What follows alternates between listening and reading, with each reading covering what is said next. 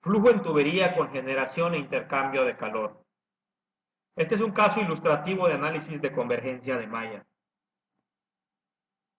Cuando se realizan análisis numéricos en fenómenos de transporte, la confiabilidad de la solución que se obtiene depende a grandes rasgos de tres aspectos. En primer lugar, del modelo matemático.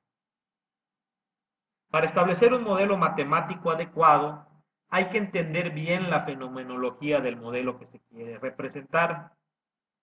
Hay que saber si existe consumo o generación para que estos modelos tengan términos fuente o sumidero. Hay que saber qué relevancia tienen los procesos difusivos y convectivos para que el modelo matemático los incluya adecuadamente. Y hay que entender en qué medida los distintos procesos de transporte están acoplados entre sí. Esto es particularmente importante cuando se tienen procesos de convección natural o procesos de convección forzada, en lo cual a veces hasta es necesario incluir ecuaciones de estado para capturar los cambios de densidad cuando se trabaja con sistemas compresibles, por ejemplo. En segundo lugar está la especificación del sistema de estudio. Una vez que se tiene el modelo matemático definido y se conoce el sistema, este debe representarse geométricamente en un programa numérico y deben especificarse las condiciones a las que el modelo matemático está sujeto. Nos referimos a condiciones de frontera o a condiciones iniciales principalmente, y también a las particularidades que deban entenderse o que deban aplicarse en el dominio. En tercer lugar, que es lo que ocupa la atención de este video, están los parámetros del método numérico. Esto por lo general se realiza mediante análisis de convergencia de malla. ¿En qué consisten estos análisis? Consisten en asegurarse de que los parámetros numéricos no afecten o no impliquen una variación en las soluciones que se obtengan. En el caso de este video, vamos a usar como parámetro guía el número o tamaño de elementos de malla. El sistema que vamos a estudiar corresponde al flujo en una tubería con generación volumétrica e intercambio de calor en la pared. Va a consistir de un sistema tubular con un flujo uniforme a la entrada, un flujo que va a tener una velocidad constante y que conforme avance a lo largo del dominio se va a ir desarrollando un perfil de velocidad. La mezcla líquida con la que trabajaremos va a tener propiedades físico-químicas similares al agua. En este espacio volumétrico ocupado por el fluido se va a generar calor, a la manera en que se generaría en una reacción exotérmica de orden cero, que va a ser una generación de calor constante. Una reacción de orden cero es aquella a la cual la concentración de algún reactivo limitante está elevado a una potencia cero, por lo tanto, tiene una velocidad constante y por lo tanto, si estamos hablando de un sistema exotérmico, va a tener una generación constante de calor e independiente de la concentración. Este calor que se genera en parte se va a retirar a través de la pared. En la pared se va a retirar calor en una cantidad constante y esto pues experimentalmente podría corresponder a sistemas con encamisados en los cuales se hace transitar un fluido de enfriamiento. El sistema es de naturaleza tridimensional, sin embargo nosotros vamos a representarlo axisimétricamente. ¿Cómo se hace esto? Pues vamos a tomar un corte en el plano R, Z y vamos a estudiar lo que sucede en este corte. Lo que sucede en este corte puede representar lo que sucede en todo el dominio si lo convertimos en un volumen de revolución. Este enfoque implica que no tenemos variación o que la variación en dirección angular es poco significativa. Lo que vamos a responder es qué tamaño o qué número de celdas necesitamos para que la solución no dependa del mallado del sistema. Podemos proponer una discretización muy simple, con muy pocos elementos, e ir aumentando la cantidad de estos, disminuyendo el tamaño de cada uno de los elementos que tenemos. En el momento en el que la solución ya deje de depender del tamaño cada vez más reducido de estos elementos, en ese momento habremos alcanzado la independencia del mallado. El procedimiento va a consistir, en primer lugar, en elaborar una geometría axisimétrica, realizar un mallado inicial, especificar el modelo de transporte, las condiciones de dominio y de frontera en el Fluent, resolver el sistema y especificar o definir la temperatura promedio a la salida como la variable que vamos a monitorear para la convergencia de malla. Vamos a asegurarnos de que esta variable no dependa de la cantidad de elementos de nuestra malla. Y finalmente vamos a analizar este aspecto usando una parametrización, que es declarar las variables de la etapa de discretización y las variables de respuesta que vamos a estar monitoreando como variables globales, de tal modo que ya no necesitemos entrar cada vez a la parte de mallado o a la parte de Fluent para poder estudiar cómo se relacionan estos dos parámetros o variables. Como especificaciones, el sistema que estudiaremos tendrá un radio de 0.4 metros y una longitud de 2.4 metros. Ingresará un fluido a una velocidad superficial de 0.004 metros por segundo, que para una mezcla líquida con propiedades similares a las del agua, que son las que se muestran en la imagen, corresponderá a un régimen laminar. En el fluido se va a generar calor, se van a generar 300.000 watts por metro cúbico. Y en las paredes se va a realizar un intercambio de calor, se van a retirar 25.000 watts por cada metro cuadrado. Una vez dadas estas especificaciones, vamos a proceder a la parte de simulación. Comenzamos abriendo un análisis de Fluent y en primer lugar vamos a abrir el Design Modeler con el botón derecho sobre geometría.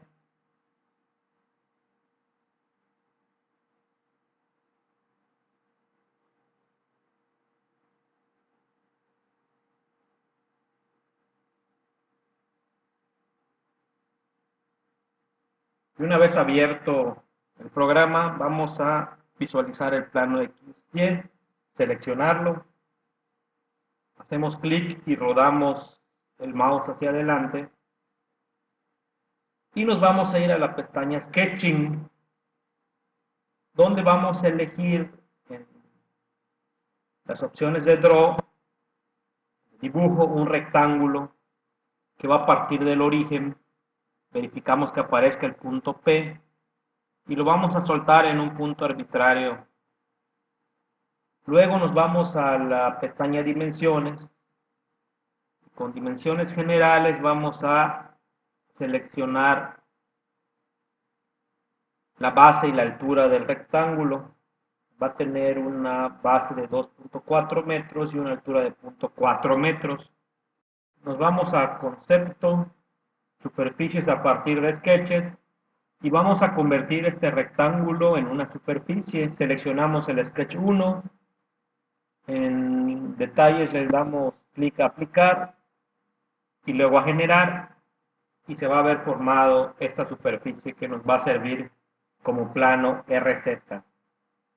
Seguidamente pasamos al mallado, damos doble clic en el Workbench a la opción Mesh y una vez que se haya abierto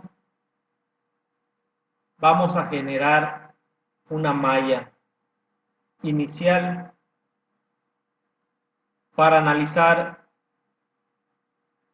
cómo afecta a la solución numérica.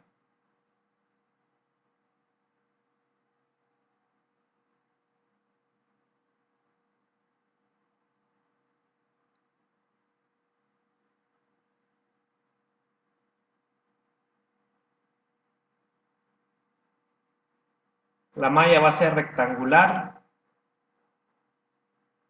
elementos cuadrados,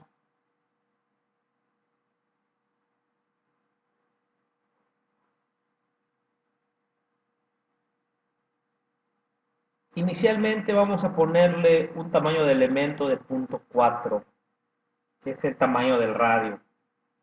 Le damos clic a generar y se va a generar una malla muy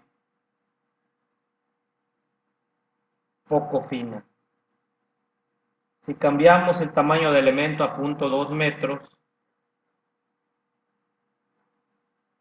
observamos que ya tenemos un mayor número de elementos y así sucesivamente podemos ir probando tamaños de malla más pequeños y estos deben implicar una solución más exacta y también en contraparte van a implicar un mayor tiempo de solución. En este caso, que es bidimensional, quizá no se observe o no sea un factor limitante, pero cuando se trabaja con sistemas tridimensionales, sistemas en estado transitorio, esto es un factor crucial. Vamos ahora a activar la opción seleccionar borde y vamos a etiquetar cada uno de los bordes. Seleccionamos el superior, botón derecho, asignar nombre y le vamos a nombrar pared a esta frontera. Luego el lado inferior va a ser el eje de simetría, le damos como nombre eje. El lado vertical izquierdo va a ser la entrada y el lado vertical derecho va a ser la salida. Todos dándole clic, luego clic con el botón derecho y luego asignar nombre a la selección. Ahí vamos a tener nuestras cuatro. Podríamos activar, seleccionar superficie y darle nombre al dominio, pero en este caso no afecta que lo dejemos así. Cerramos el programa de mallado.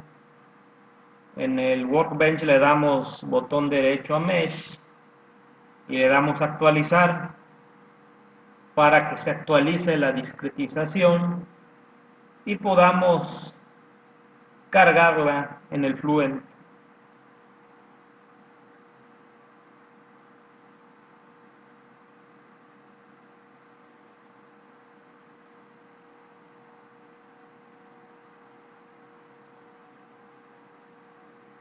Una vez que se haya actualizado, vamos a cambiar o vamos a asignarle un nombre al caso.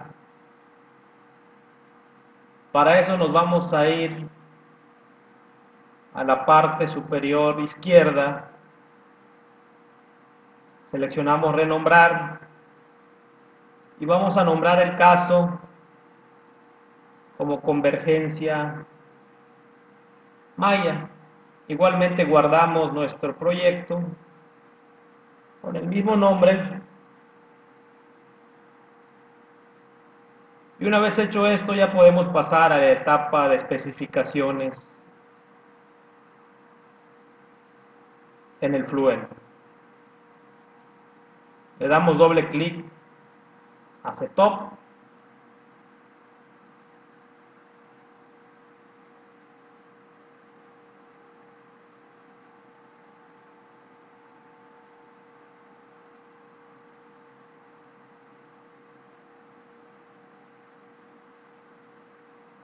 y en la ventana de entrada que se nos va a abrir vamos a elegir la opción doble precisión. Le damos clic a Start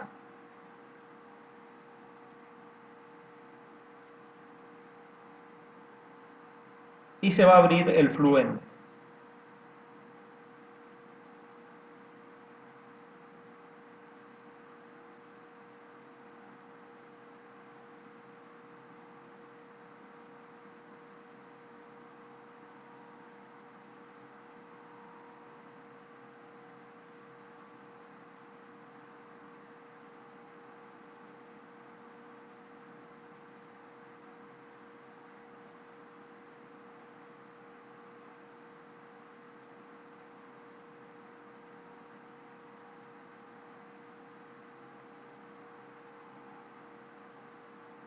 Una vez abierto,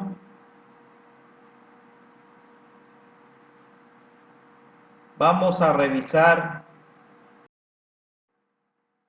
las especificaciones generales. El espacio es bidimensional. Vamos a cambiarlo de planar a axisimétrico, ya que nuestra geometría es axisimétrica alrededor del eje Z, en el radio igual a 0. Cambiamos la opción. La formulación de velocidad es absoluta. El tipo de solver va a ser uno basado en presión. Estamos trabajando con un sistema incompresible aún. Y vamos a trabajar en estado estacionario, de modo que dejamos así estas opciones. Luego nos vamos a modelos, le damos clic al modelo de momentum y vamos a elegir el modelo laminar. Vamos a activar nuestra ecuación de energía.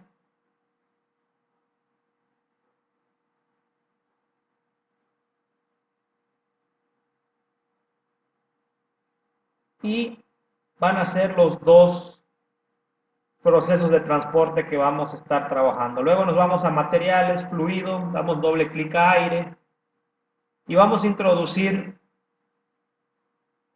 nuestra sustancia.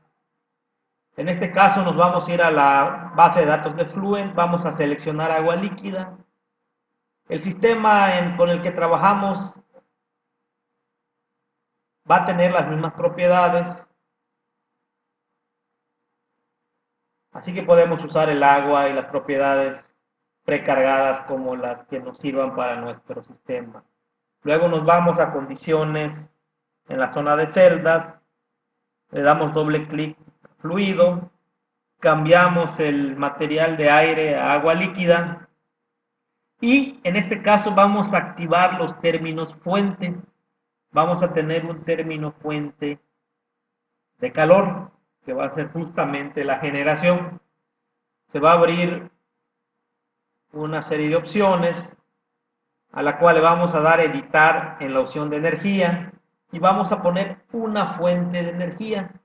Cambiamos de 0 a 1 y va a tener un valor constante. Vamos a introducir la cantidad de 300.000 watts por metro cúbico, que es lo que se va a estar generando en el fluido. Le damos clic a OK. OK de nuevo.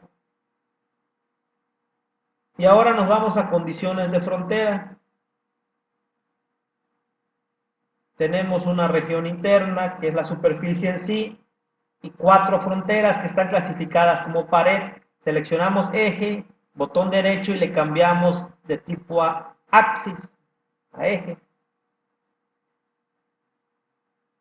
Luego hacemos algo similar para entrada, que está clasificada como pared, le cambiamos el tipo a entrada de velocidad, velocity inlet.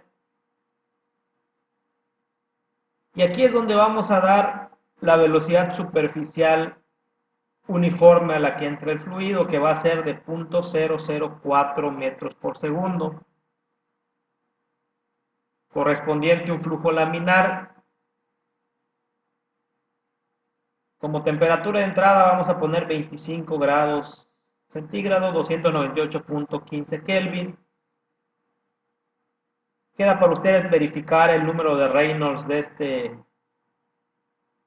esta velocidad.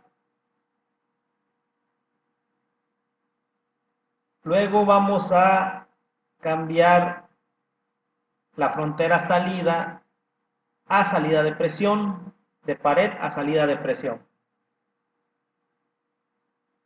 Recordamos que el Fluent, como estamos nombrando las fronteras en español, todo lo que no identifica con un nombre en inglés lo asigna como pared.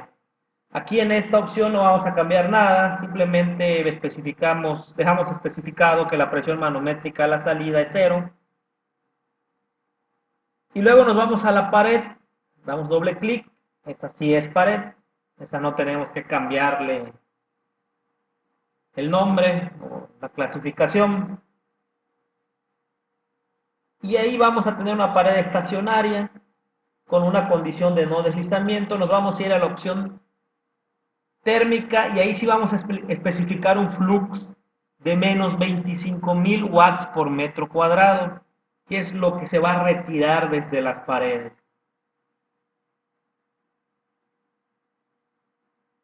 Le damos clic a OK.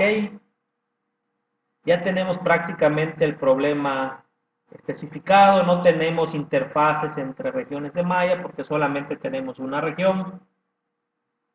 Y ahora nos vamos a los métodos. Los métodos tienen que ver, en primer lugar, el esquema con el algoritmo que usa el Fluent para resolver la forma discretizada de las ecuaciones en cada uno de los elementos de nuestro dominio. La discretización espacial tiene que ver con la forma en que se calcula el valor en cada celda. De ahí nos vamos a inicialización. No vamos a mover nada en métodos. En inicialización le damos una inicialización híbrida. Luego nos vamos a correr cálculo y vamos a especificar un número de iteraciones máximas en 500, que es lo máximo que va a permitirse de iteraciones. Le damos clic a calcular. Es un problema bidimensional sencillo, va a converger rápido.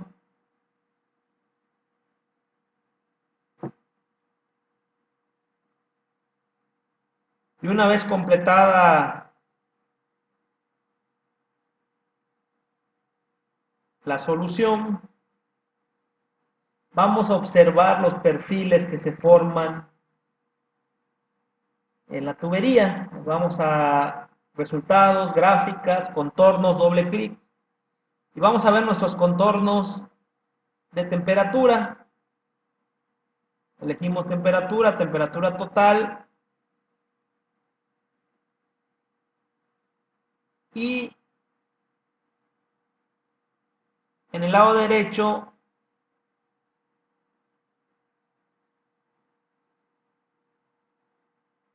podemos ver estos contornos oprimiendo la flecha que está al lado derecho como vimos en la pantalla y vemos un perfil pues en el cual va cambiando gradualmente nuestra temperatura, pero en el cual no observamos ninguna variación radial, únicamente axial. Esto se debe a que solamente tenemos un elemento radial.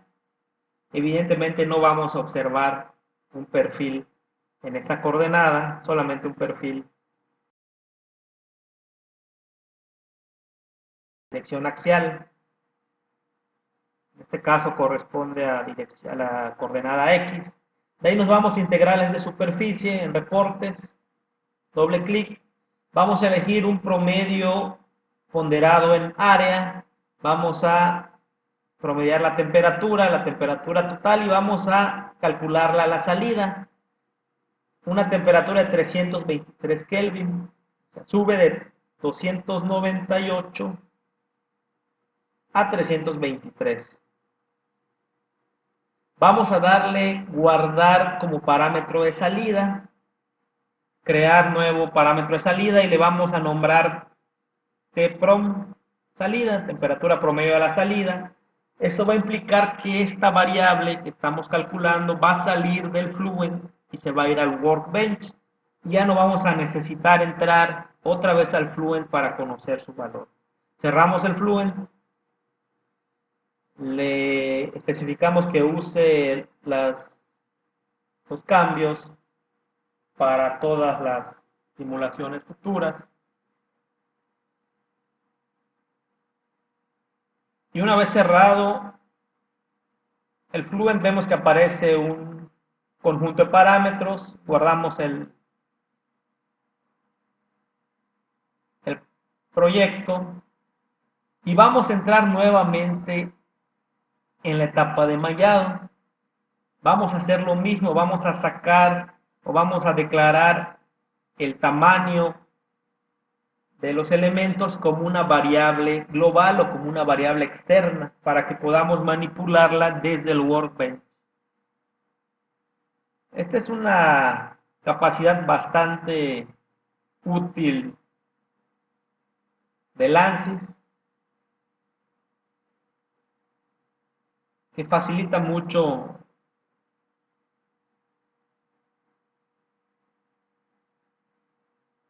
el estudio de casos. Una vez abierto el programa, nos vamos a Mesh y ahí en la opción de tamaño de elemento vamos a activar la casilla cuadrada a la izquierda. Es lo único que vamos a hacer. Salimos. Ahora vamos a darle doble clic a conjunto de parámetros, parameter set, y se va a abrir una pantalla donde van a aparecer nuestros parámetros, el tamaño del elemento y la temperatura promedio de la salida. Y a la derecha una tabla tipo Excel donde vamos a ir poniendo distintos valores de tamaño de elementos.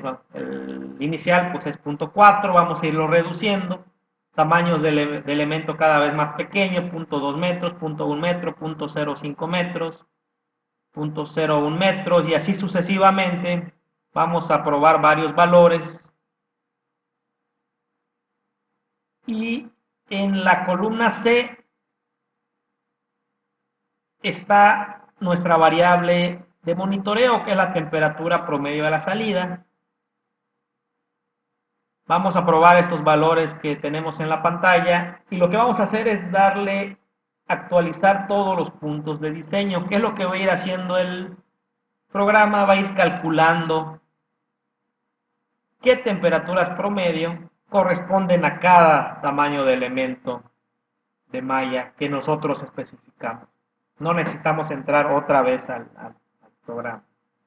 Aquí ya no voy a dejar el video completo del tiempo que se lleva el cálculo.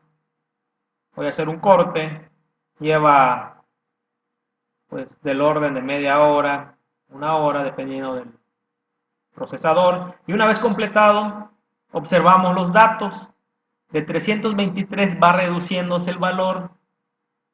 321, 314, 305. Vemos que a partir de los últimos datos, a partir de un tamaño de malla de 0.005, realmente los datos ya tienen una variación bastante pequeña. Entonces podemos considerar quedarnos con el valor de 0.005. ¿Por qué? Porque si ponemos 0.002 va a tardar más el cálculo y vamos a obtener una solución que realmente ya no va a depender de ese tamaño de malla. Entonces eso nos permite elegir ese valor como el tamaño de malla adecuado para este problema.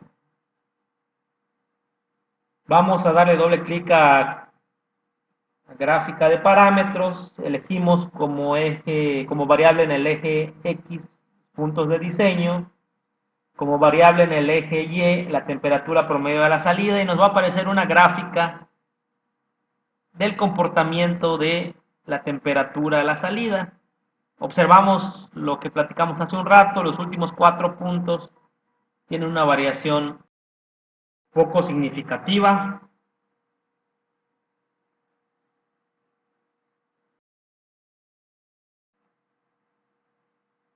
Lo vemos tanto en la tabla como en la gráfica.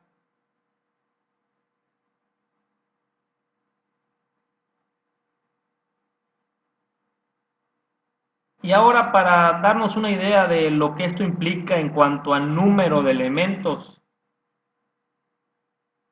vamos a crear un nuevo parámetro. De entrada, vamos a ir al outline de todos los parámetros.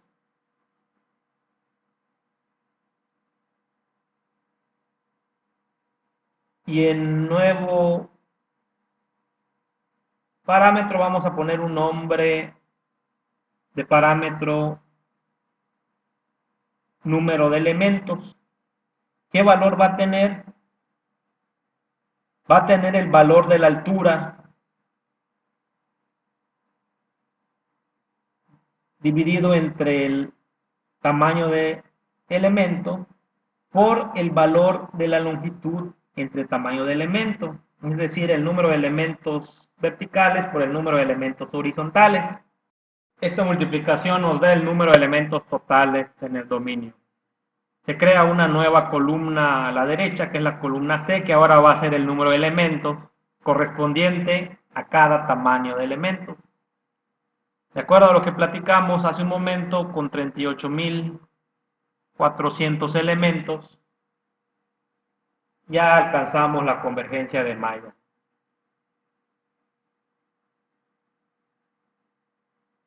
El último punto tiene